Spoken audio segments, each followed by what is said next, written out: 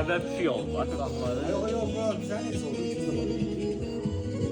Günlər əvvəl bir şey oldu.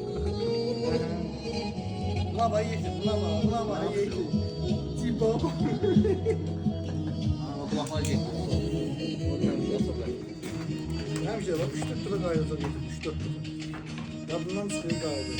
Mənim cümlədir.